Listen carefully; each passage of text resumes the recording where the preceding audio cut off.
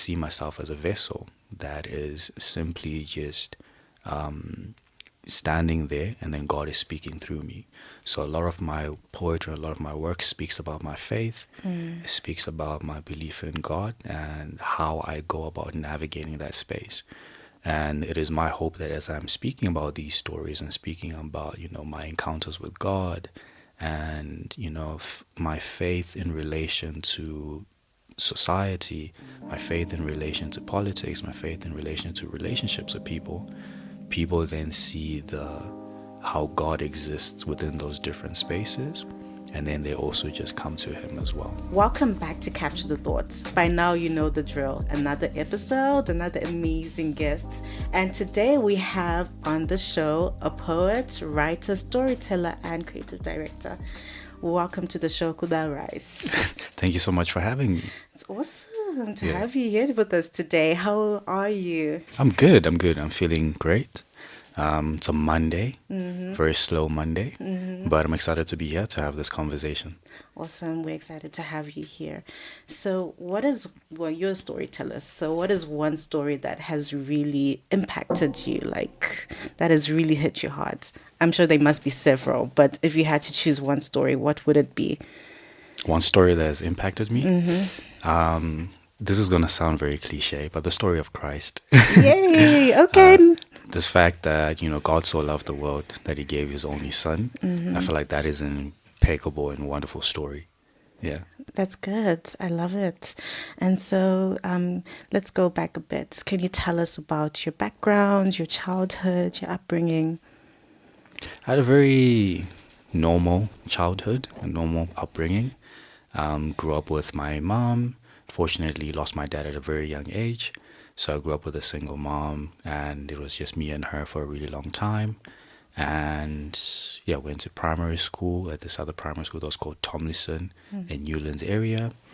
And it was just me and her for quite some time. And then at some point in time, she then met someone. And then she remarried. And then I now have a little sister, right? And then now it's just been the two of us. And I went to Churchill Boys High for high school, which was a very interesting experience. Ooh. Some experiences were good there, some were bad. But that was my high school. And then after that, because I left Churchill when I was in Form 4, and I went to this other private college that was called Elena Academy. And then that's where I finished my A-levels. Then after that, I took a gap year. And within that time space and that time period, I also just started working. And I just eventually just got into work instead of going to college after that. Wow. And so how did you make the decision to follow Christ? At what point did you decide that, okay, following Jesus is for me? I'm going to do this. My mom has always been a prayerful woman, right? So I did grow up in a home where she would pray and encourage me to go to church. So I used to go to church with her. And the particular church that she went to, I felt like it wasn't one that suited me at the time, because I did not understand certain things or certain ways that they operated, right? And then eventually, she just allowed me to go to any church of my choice. And then that's when I started going to this beautiful and amazing church called River of Life, Eastleigh. And I've been going there for, I think, over 10 years now. Wow, you are a veteran in that church. Veteran, yeah. So I've been going there for over 10 years. And I remember the first time I went there, I went with a friend of mine. His name is Tatenda. And we would go for youth. So I used to go for youth every single Friday. And I got involved at youth. And then they encouraged me to also come on Sundays. So I'd go on Friday evening for the youth. And then on Sundays, I'd also go for the main church. And that's how I also then became part of the church, just attending, right? And this was before I fully got involved in, also ministering and also leading and actually participating as someone who serves in church. I was simply just attending. But within me doing that, I also came across other people within the church that encouraged me to do more than just coming on a Friday, coming on a Sunday, socializing with people, just having conversations, but actually participating in the house of the Lord. So eventually I made that decision, and that's how I came to Christ. Well, in a nutshell. And so, how did this decision impact maybe your sense of self, your sense of identity? So it really contributed a lot because it helped me define who I am and my purpose and what it is that I want to make of myself as well. And it helped me sharpen my principles and my morals because from experiencing the high school setup and people that have different beliefs, different understanding of how you should go about living your life and different principles, it's sort of like a mixture, right? Yeah, That yeah. confuses you so much because you Yeah. have people coming from this background and that background. And I was trying to find myself, right? So eventually, when I went to church, that's when I saw how solid it is to have an identity that is grounded in Christ and how that shapes who you are to be this phenomenal individual. So that really helped me a lot. That is so true. I mean, when you're young, it's like there's so many conflicting So many voices. conflicting voices, It's yeah. like you don't know which way you should go. There's what people are telling you, your peers, your friends, and what your parents are telling you, which might be a bit different. And so, Yeah, and you don't know which voice to listen to, exactly, Yeah. yeah. And so, how did you cultivate your love for it? You are a storyteller. How did you Right. cultivate this love for storytelling? So the way that I saw it manifest, it only makes sense now in retrospect, but in the moment, I did not realize that I had a love for words and storytelling. But in general, I had a love for creative arts and performance arts, particularly. So, based off the conversations that I've had with my mother, she expressed to me how my father, back in his days, was into drama and acting and choir, and he was into the performance arts. So, it's almost something that has been in the family, right? And then going into when I was in primary school, I was very much interested in dance and drama. So I did a lot of that. I used to be a dancer and I was also doing drama Ooh, as well. fun fact. You used to be a dancer, guys. I used to be a dancer. I did a bit of choir. I had a very wonderful, wonderful voice, right? To the extent where they told me not to sing again. Why are they hating? So they gave me an instrument instead, They didn't want me to overshine the other kids. Okay. We'll accept this version of events. Right. So I was in the choir. I used to play the triangle. Yes. Yes, that was my role. And most of the times I would play that at the end of the whole singing, right? So they've sang chi chi chi chi chi chi, and then when they're finishing off, then I hit the triangle, That is significant. right? So I had a very significant You had a role. very significant role. So yeah, I did dance, choir, and drama, which is performance arts in general. And I carried that for a really long time. And then eventually I came across poetry through someone who was interested in it and they introduced it to me. But around that time, I was in general just fascinated by language. So I used to just write just things, just letters, essays. I participated a lot in my English class. So I was very much interested in words and in language. And when I got introduced to poetry, I found it to be a really fascinating thing to be able to communicate through words and to be able to impact people through words as well, and to sort of shape things and shape worlds with what you say. So when I got introduced to poetry, I also got plugged into the poetry community, and I met a lot of really wonderful people who were both Christians and they were also spoken word artists. And they were not just artists, but they were ministers, right? Ministers of the word through the artistry that they were displaying. So that's how I then got into poetry. Wow, that's amazing. That's amazing.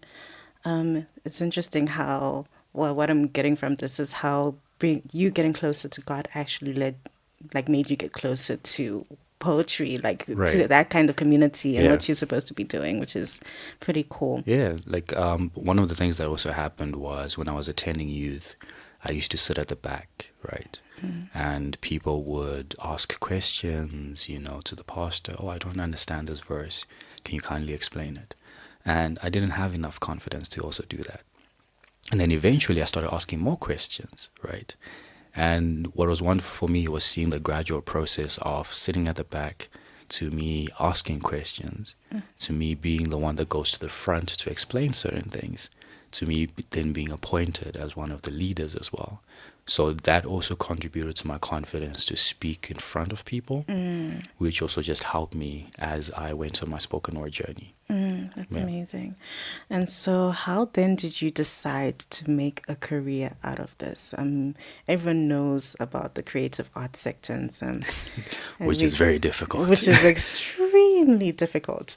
And so, here you are saying, "Okay, I'm gonna do this."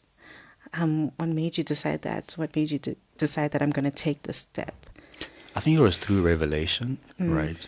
So a lot of individuals within church or outside of church just coming to me with a word that I really do see you uh, administering a form of impact, with the gifts that you have been given.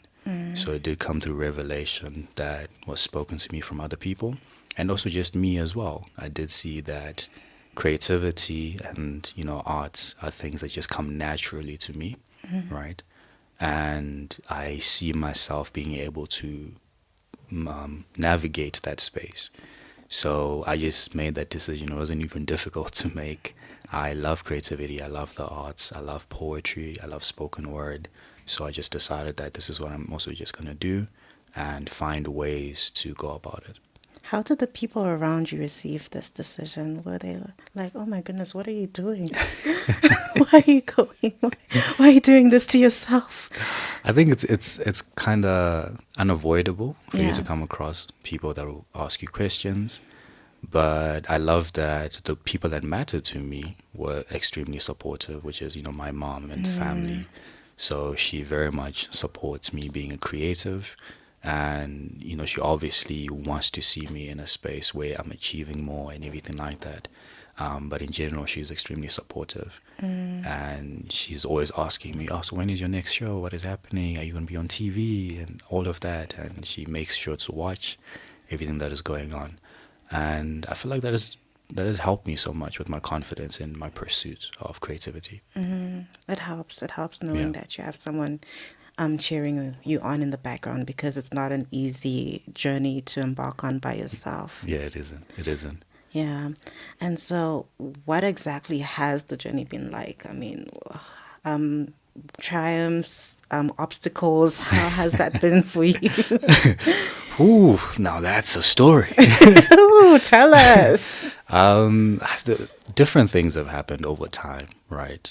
Certain humbling moments, certain moments of failure, certain moments of achievements that I still celebrate until today.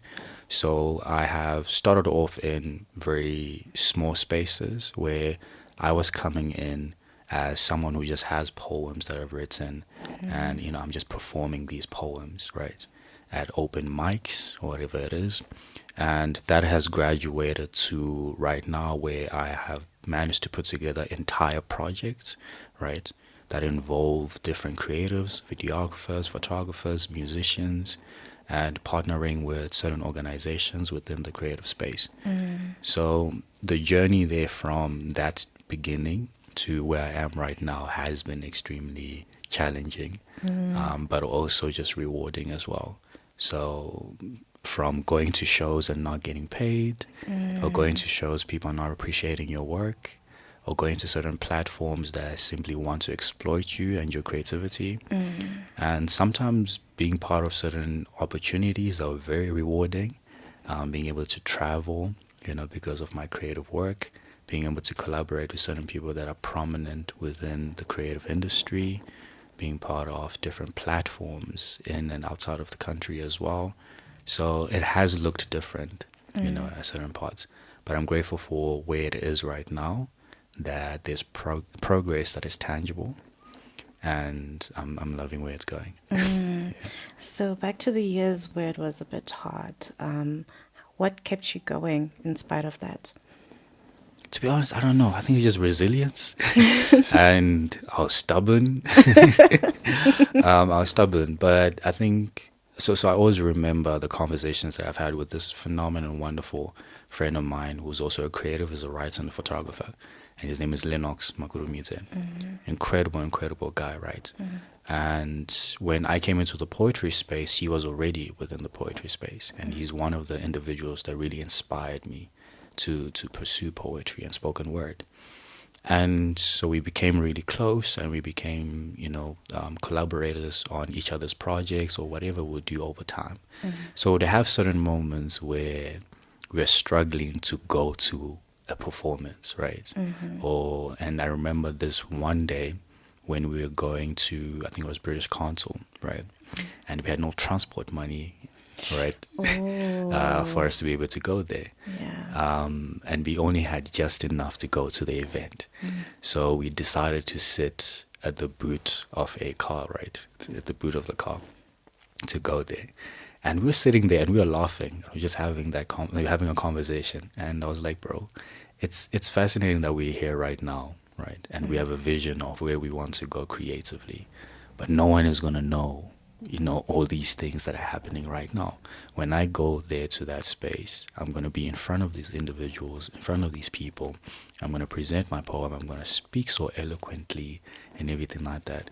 But they're not going to know how I got here, right? And those are sort of kind of struggles that you face as a creative, which a lot of people don't know. And then now when you enter the space and then you give your creative work as something that is valuable, they don't see it as that, right? So it's been something. Yeah. I can imagine. How long did that season last? For some time. For some time. Oh Yeah. wow, that is hectic. And Yeah. at what point did it change? At what point did it shift for you, and how did it shift? I think the shift happened with us finding other ways to structure the way that we went about our work. So instead of I'm just a performance artist, when I get an opportunity, I just go, and, I don't necessarily structure my things in a way where I'm getting enough compensation and everything like that. So we made that decision that we're not just going to be struggling artists, that if someone is offering breadcrumbs, we're just going for those breadcrumbs, right?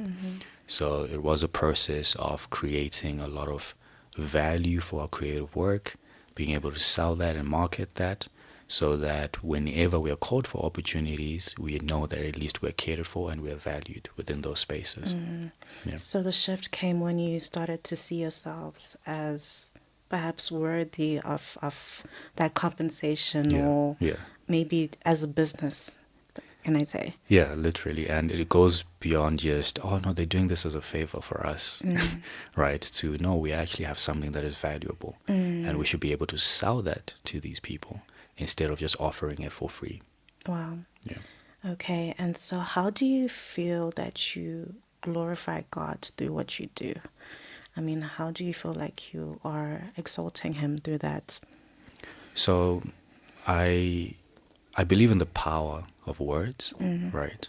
And how they're able to minister to people, right? And spoken word is one of those wonderful, art forms where you are directly speaking to someone. And when you speak to someone, you sort of are able to impact them, if not necessarily impact them directly, you get them thinking, about certain matters, about certain issues.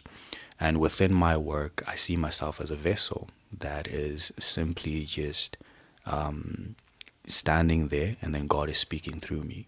So a lot of my poetry, a lot of my work speaks about my faith, it speaks about my belief in God and how I go about navigating that space.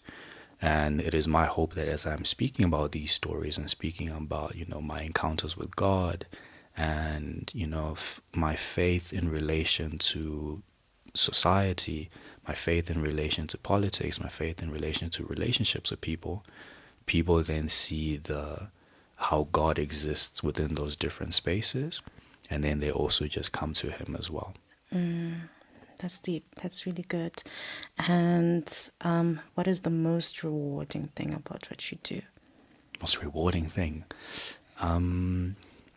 I think one thing that is really satisfying is the conversations that I have with people after a performance, and someone expresses something to you.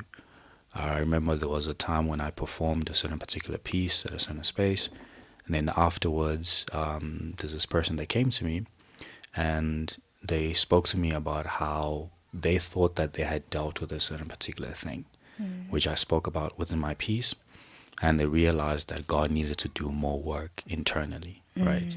So I feel like for me, that is the most rewarding thing when I know that I've impacted someone by just the way that I've performed, the way that I've spoken about something. I might not necessarily have given them a solution within that moment, but I have provoked them to really, fix or pursue a solution for whatever it is that they have going on. That's good. And I like how your work allows people to reflect like that. I Yeah, think yeah, it's really good when you're holding up a mirror, perhaps to for people to see themselves and to see the world. And yeah, yeah. It's wonderful that you say that. There's a wonderful article that's called The Creative Process by James Baldwin. And he speaks about how the relationship between the artist and the audience, right? And he says it's the same relationship that exists between two lovers, where if I love you, I'm going to reveal certain things about you that you can't see, right? And it is the audience's position to assume that society is perfect. And then it is the artist's position to reveal that nothing is perfect under the heaven, right? And I feel like it works exactly that way, where you're holding up a mirror to show certain people certain parts about themselves, and they're able to reflect on those things, and that helps. Yeah, it really does. And so you're part of this crazy creative industry, Yeah. which is notorious for all kinds of Where is this going? So how then do you maintain your focus on God and on Christ in spite of this crazy industry that you're part Right, of? right. Yeah. I think it's so within the crazy industry, there is a community of believers that are also operating within the creative industry, right? I am part of a group of Christian artists, Oh, wow. right? So those are the likes of Jason Kwanzura, who's a phenomenal, wonderful producer and hip hop artist for Christ. There's another guy called Reaper, Brian K, Tatiana Banshee, Oh, right? yes. Yeah. And I also have personal relationships with these people. So we also have extensive conversations about our creativity, our work, and also just our shared love for Christ and God, right?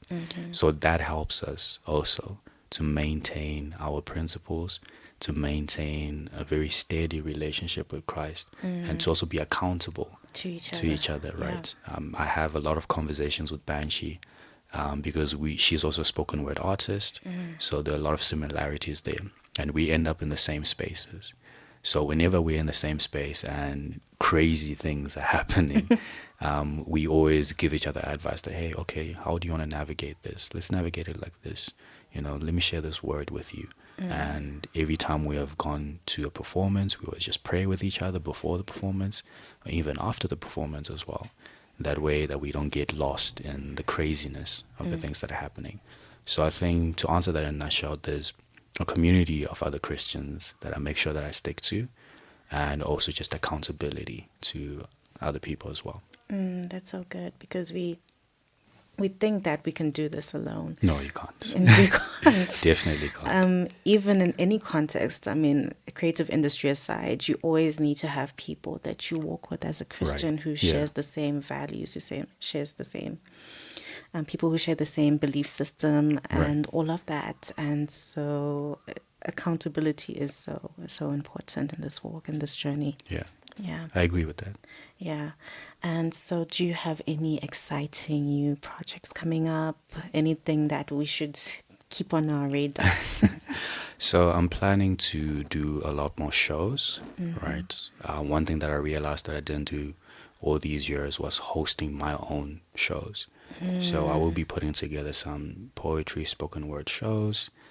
I also have other projects that I'm working on for other people, right? And a couple of short films that I want to put together Oh, because I wow. really, really love film, and I want to see how best I can operate within that space. So are you going to be directing, producing, Yes. writing? So I want to be a script writer and a director. That is exciting. And maybe acting, a bit of acting too. Okay. We see you. Yeah, so I will be putting that together, and then an EP. So in 2022, I put together a poetry EP, Yes. which was a combination of poetry and music. And this year as well, I want to be releasing another one. So, yeah, those are a couple of things that I have planned so far. That is exciting. That is exciting. I mean, you have so many projects going on. I'm trying my best. You're trying your best. I hope you're getting some rest too. Yeah. Yeah. So, what final words of encouragement do you have for young people, or for people considering this walk, or young Christians, or people in the creative space? What would you say to them? I'll say trust in the process of you being a creative. There's a very wonderful, wonderful verse in Proverbs. It should be Proverbs 22, verse 29, which says that a man who is skilled in his craft will stand before kings, right? Oh, yeah. And I believe that if you see that you have a certain particular skill, right, within the creative space, then trust and believe that it's going to take you to the right rooms and the right opportunities that are meant for you. And just trust that. Thank you. Thank you so much. It has been awesome talking to you today. Wonderful. Thank you so much for having me. It was lovely. It's very lovely. Great. And so we have reached the end of this podcast episode. Until next time, stay safe and goodbye.